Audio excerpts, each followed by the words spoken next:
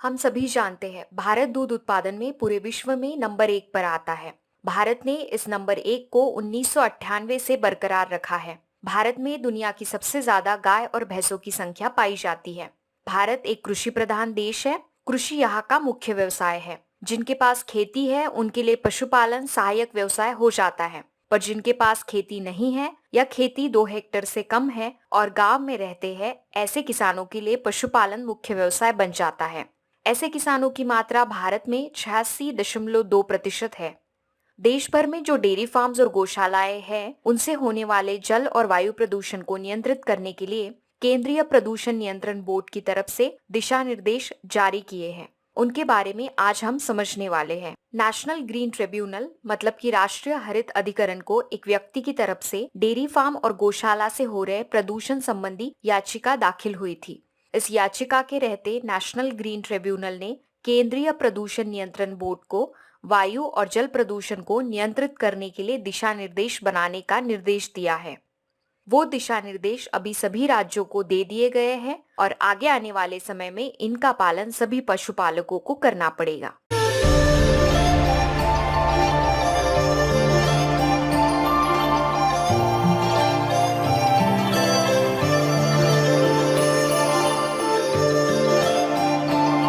अभी सबसे बड़ा सवाल बहुत सारे पशुपालकों के दिमाग में आया होगा, डेयरी फार्म से कैसा प्रदूषण होगा।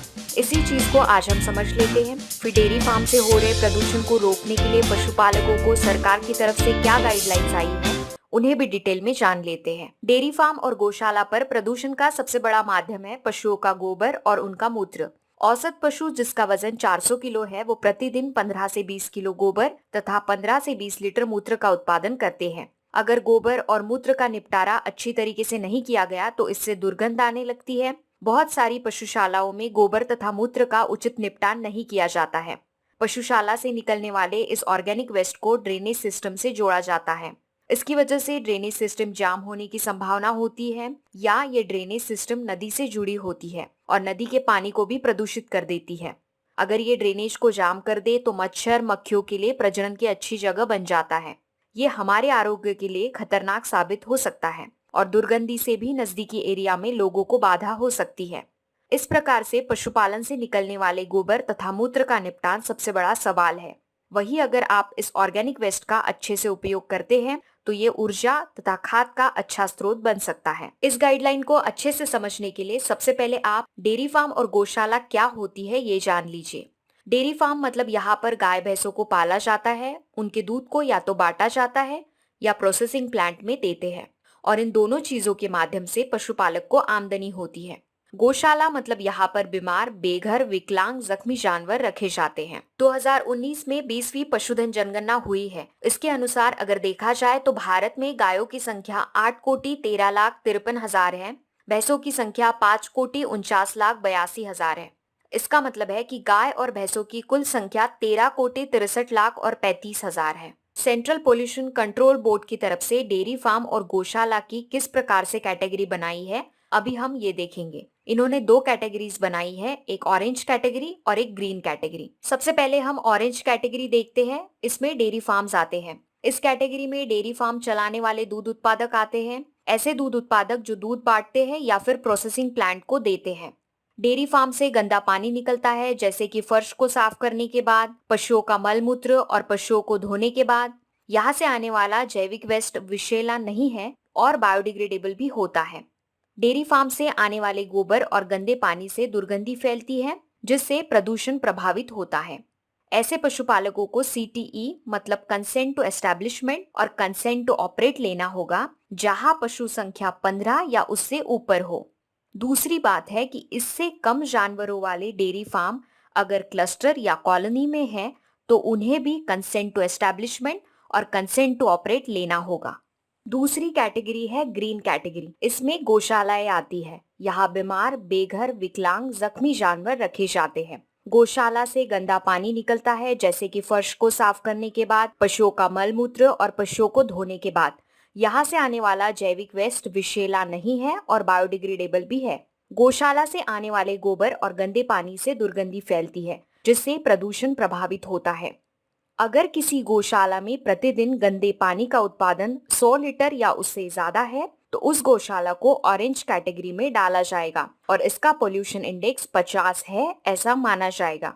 सेंट्रल पोल्यूशन कंट्रोल बोर्ड की तरफ से डेयरी फार्म और गौशालाओं को वातावरणीय प्रदूषण प्रबंधन करने के लिए जो गाइडलाइंस दी है वो अभी हम देखेंगे। इस गाइडलाइंस के 5 पार्ट्स है। सबसे पहला है सॉलिड वेस्ट मैनेजमेंट, दूसरा है वेस्ट वाटर मैनेजमेंट, तीसरा है हवा की गुणवत्ता का प्रबंधन, चौथा है सिटिंग पॉलिसी, पांचवा है रेगुलेटरी और मॉनिटरिंग मैकेनिज्म। तो चलिए एक एक करके सभी को देखते हैं। सबसे पहला है solid waste management. Dairy farm और गौशाला से निकलने वाला सॉलिड वेस्ट कौन सा है? डेयरी फार्म और गौशाला से निकलने वाला वेस्ट जैविक वेस्ट है। इसमें पशु का गोबर, कुछ बचा हुआ पशु खाद जैसे सूखा चारा, ये सब चीजें आती हैं।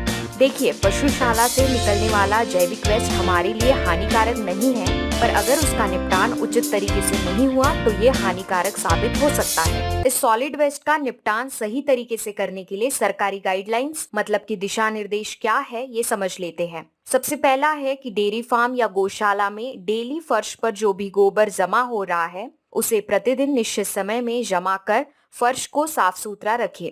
डेयरी फार्म और गौशाला के नजदीकी एरिया को भी रेगुलर साफ करते रहे। वहां पर भी गोबर जमा ना करें ताकि उस एरिया में गोबर की दुर्गंधी ना फैले। डेयरी फार्म और गौशाला को तथा उसके इर्द गिर्द वाले एरिया को एक निश्चित समय के बाद स्वच्छ और कीटाणु रहित करते रहे, जैसे कि पशुशाला में और आसपास के एरिया में चूने का छिड़काव करें। डेयरी फार्म और गौशाला में जो भी सॉलिड वेस्ट जमा हो रहा है उसका अच्छे से संग्रह कर हर बार एक निश्चित समय में उस पर उचित उपचार कर उसका सही तरीके से निपटान करें। डेयरी फार्म और गौशाला से जो खतरनाक वेस्ट मटेरियल निकलता है जैसे कि पशुओं के टीके तथा मेडिसिन की खाली बोतलें, फिर सिरिंज और नीडल, इनका निपटान भी उचित तरीके से होना चाहिए। जैसे कि हमने पहले भी बताया, गौशाला तथा डेयरी फार्म से गोबर और चारा अवशेष बहकर ड्रेनेज सिस्टम में जाते हैं। इसकी वजह से ड्रेनेज सिस्टम जाम होने की संभावना होती है। इस गाइडलाइन के अनुसार ऐसा बताया जाता है कि इस प्रकार का कोई भी वेस्ट गौशाला तथा डेयरी फार्म के एरिया से बाहर नहीं जाना चाहिए। गौशाला और डेयरी फार्म के पास पर्याप्त इंफ्रास्ट्रक्चर होना चाहिए ताकि वो इस वेस्ट मटेरियल का उचित निपटान करे। गौशाला और डेयरी फार्म अपना खुद का अरेंजमेंट कर सकते हैं या फिर पास वाले डेयरी फार्म्स मिलकर ऐसा कुछ प्लान बना सकते हैं। इसके लिए पशुपालक आपके एरिया की गवर्नमेंट योजनाएं और स्टेट पोल्यूशन कंट्रोल बोर्ड तथा आपके एरिया में अगर कोई एनजीओ काम करते हैं तो उनकी मदद ले सकते हैं। गौशाला और डेयरी फार्म्स पर तैयार हो रहे इस गोबर के निपटान के लिए इस गाइडलाइंस के अनुसार कुछ तरीके दिए हैं, उनका उपयोग हम कर सकते हैं। ये तरीके हम सबको पता ही है, जैसे कि वर्मी कंपोस्टिंग कर सकते हैं, फिर दूसरा दिया है कि बायोगैस बनाइए, तीसरा दिया है कि गोबर की लकड़ी बनाइए। गोबर की लकड़ी बनाना एक बहुत ही अच्छा व्यवसाय है। जलाऊ लकड़ी की जगह पर आप इसका उपयोग कर सकते हैं। ये सभी विकल्प जो आपको अभी बताए हैं ये पर्यावरण के लिए भी अच्छे हैं और डेयरी फार्म तथा गौशाला को आर्थिक सहाय भी होगा। दूसरा है कि गौशाला तथा डेयरी फार्म के वेस्ट वाटर का मैनेजमेंट किस प्रकार से करें। गौशाला तथा डेयरी फार्म पर पानी का उपयोग उचित तरीके से होना चाहिए। पशुशाला में पानी किस चीज के लिए लग रहा है, जैसे कि पशुओं को पीने के लिए, पशुओं को धोने के लिए, फिर बाकी चीजों के लिए जैसे कि फर्श को साफ करना है। इस प्रकार से प्रति पशु पानी का उपयोग 150 लीटर प्रतिदिन से ऊपर नहीं जाना चाहिए। इस बात का ध्यान रखें कि डेयरी फार्म और गौशाला से जो वेस्ट वाटर निकल रहा है उस पर स्टेट पोल्यूशन कंट्रोल बोर्ड तथा पोल्यूशन कंट्रोल समिति से जो मानक दिए हैं उस प्रकार से उचित उपचार होना जरूरी है। डेयरीज और गौशाला से वेस्ट वाटर जमीन में परकोलेट नहीं होना चाहिए क्योंकि ये ग्राउंड वाटर को दूषित करेगा, मतलब कि भूजल को दूषित करेगा। इसीलिए गौशाला का कंस्ट्रक्शन करते समय फर्श पर पानी के ड्रेनेज के लिए उचित प्रणाली बनाएं। ध्यान रखें कि ये फर्श स्लीपरी नहीं हो ताकि पशु इससे फिसलना नहीं चाहिए। तीसरी बात है हवा की गुणवत्ता का प्रबंधन। हवा की गुणवत्ता को बनाए रखने के लिए क्या गाइडलाइंस दी है वो अभी हम देखेंगे।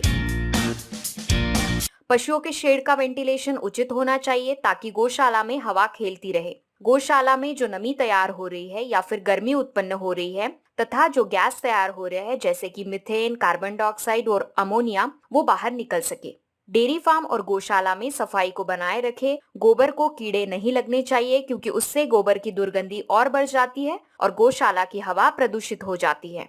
हर पशु के लिए BIS के मानक के अनुसार जगह उपलब्ध होनी चाहिए। उनको बैठने, खड़े रहने के लिए पानी पीने और खाने के लिए उचित जगह उपलब्ध होना जरूरी है। डेयरी फार्म और गौशाला में अच्छी क्वालिटी का पशु खाद, चारा और सप्लीमेंट्स का उपयोग करें ताकि एंटेरिक मीथेन की उत्पत्ति कम हो। एंटेरिक मीथेन क्या होता है ये समझ लेते हैं। ये जुगाली करने वाले जो पशु है उनमें पशु खाद का पाचन होने के बाद मीथेन का उत्पादन होता है।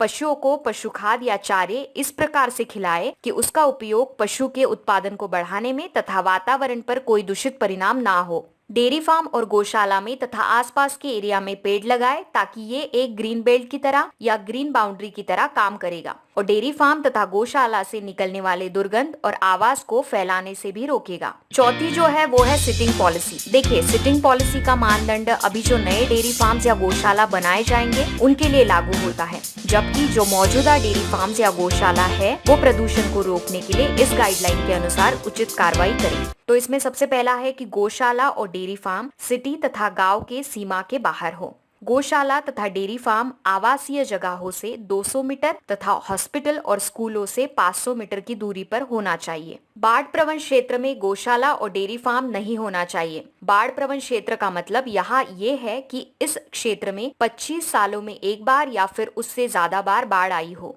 ऐसा इसीलिए बताया है ताकि वहाँ पानी के माध्यम से संक्रमण ज्यादा ना बढ़े। डेयरी फार्म और गौशाला ऐसे एरिया में नहीं होना चाहिए जहां पर भूजल की गहराई 10 से 12 फीट हो। स्पेशली मतलब सैलाबी एरिया है या फिर जलोढ़ क्षेत्र में जहां पर बाढ़ की मिट्टी से जमीन बनी हो, ताकि भूजल पानी के संक्रमण को कम करने में मदद हो। इस सिटिंग पॉलिसी में डेयरी फार्म और गौशाला को कुछ दूरी के मापदंडों पर भी ध्यान रखना पड़ेगा। डेयरी फार्म और गौशाला नेशनल हाईवे से 200 मीटर तथा स्टेट हाईवे से 100 मीटर की दूरी पर होना चाहिए। बड़े जलाशय, तालाब या पानी के कुंडे से 500 मीटर की दूरी पर डेयरी फार्म और गौशाला होनी चाहिए, ताकि अगर डेयरी फार्म या गौशाला से किसी प्रकार का पानी का लीकेज होता है तो ये पानी का स्रोत दूषित ना हो। पीने के पानी के जो स्रोत है जैसे कि कुआं है या फिर पानी की टंकी, वहां से डेयरी फार्म और गौशाला 100 मीटर की दूरी पर होना चाहिए, ताकि इस जगह से पानी दूषित ना हो। पानी के प्रदूषण को रोकने के लिए नदी और झील से गौशाला और डेयरी फार्म 500 मीटर की दूरी पर हो। पानी के प्रदूषण को रोकने के लिए नहर या नाले से गौशाला और डेयरी फार्म 200 मीटर की दूरी पर होना चाहिए। दो डेयरी फार्म्स या गौशाला के बीच में कम से कम 5 मीटर का अंतर होना ही चाहिए, ताकि वेंटिलेशन अच्छे से बना रहे। इसमें दोनों तरफ से कम 2.5 मीटर का अंतर होना चाहिए। इस एरिया में अगर पेड़ लगाए जाएंगे तो बहुत ही अच्छी बात है, ये एक ग्रीन बेल्ट की तरह काम करेगा। पांचवी पॉलिसी जो है वो है रेगुलेटरी और मॉनिटरिंग मैकेनिज्म। ये पार्ट एक्चुअली ज्यादातर ऑफिशियल है, पर इसमें जो पशुपालकों के लिए महत्वपूर्ण है वो अभी हम देखेंगे। आपके म्युनिसिपल कॉर्पोरेशन की तरफ से न्यूज़पेपर में और उनकी वेबसाइट पर नोटिस जारी किया जाएगा। आपको डेयरी फार्म्स तथा गौशाला का रजिस्ट्रेशन ऑनलाइन करना पड़ेगा। स्टेट पोल्यूशन कंट्रोल बोर्ड और पोल्यूशन कंट्रोल कमेटी किसी भी 2 गौशाला और 2 डेयरी फार्म्स का प्रदूषण प्रबंधन का ऑडिट करेगी। प्रति राज्य तथा केंद्र शासित प्रदेश के हर डिस्ट्रिक्ट में 6 महीने में 2 गौशाला और 2 डेयरी फार्म्स को चुना जाएगा। इसका report central pollution control board को हर 6 महीने में सबमिट किया जाएगा। सेंट्रल पोल्यूशन कंट्रोल बोर्ड साल में एक बार प्रति राज्य तथा केंद्र शासित प्रदेश के 4 गौशाला तथा 4 डेयरी फार्म्स का ऑडिट करेगी। ये वही गौशाला तथा डेयरी फार्म्स होंगे जिनका रिपोर्ट उन्हें स्टेट पोल्यूशन कंट्रोल बोर्ड और पोल्यूशन कंट्रोल कमेटी ने दिया था। अभी हमने जो गाइडलाइंस देखी है उसमें बताए हुए किसी भी मानदंड को अगर तोड़ा जाता है तो गौशाला और डेयरी फार्म्स को मुआवजा भरना पड़ेगा। स्टेट पोल्यूशन कंट्रोल बोर्ड और पोल्यूशन कंट्रोल कमेटी की तरफ से ग्राम पंचायत में ट्रेनिंग दी जाएगी। अभी हमने जो गाइडलाइंस यहाँ पर डिस्कस की है उन्हें इस ट्रेनिंग में बताया जाएगा। ये ग्राम पंचायत की जिम्मेदारी रहेगी कि उनके क्षेत्र में आने वाले सभी गौशाला और डेयरी फार्म्स इस गाइडलाइंस का पालन करें। स्टेट पोल्यूशन कंट्रोल बोर्ड और पोल्यूशन कंट्रोल कमेटी की तरफ से पशुपालकों को भी इससे संबंधित ट्रेनिंग दिया जाएगा। आगे अभी इस गाइडलाइन में जो चीजें दी है वो सभी ऑफिशियल है। इस प्रकार का हर गौशाला तथा डेयरी फार्म का फॉर्म भरा जाएगा। इसमें एक महत्वपूर्ण बात है, बस आपको वही बताना चाहेंगे। यहाँ पर अभी डेयरीज और गौशाला को पशु संख्या के आधार पर बांटा गया है। जैसे कि 5 कैटेगरीज बनाई हैं, तो कैटेगरी 1 में आता है कि 25 पशुओं तक का फार्म, फिर कैटेगरी 2 में आता है 26 से 50 पशुओं तक, कैटेगरी 3 में आता है 51 से 75 पशुओं तक, कैटेगरी 4 में आता है 76 से 100 पशुओं तक और कैटेगरी 5 में आता है 100 से ज्यादा पशुओं तक। आखिरी में सभी पशुपालकों से हम निवेदन करना चाहते हैं, केंद्रीय प्रदूषण नियंत्रण बोर्ड ने दी हुई जो गाइडलाइंस अभी हमने देखी है उनका पालन अवश्य करें। हम आशा करते हैं आप सभी को ये विषय समझ में आया है। वेटरनरी फार्मासूत्रा ये चैनल वेटरनरी डॉक्टरों द्वारा चलाया जाता है।